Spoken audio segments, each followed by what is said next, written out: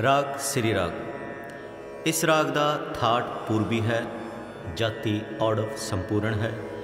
इस राग का वादी स्वर कोमल ऋषभ है, संवादी स्वर पंचम है। इस राग के आरोह विच गंधार अते दैवत वर्जित हैं।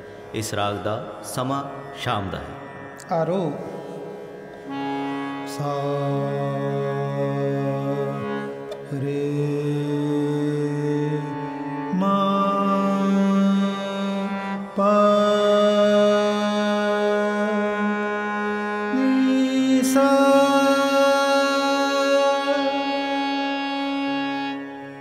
अब रो सा नी द पा मा ग रे रे सा। मुख अंग सा रे रे सा रे पा मा ग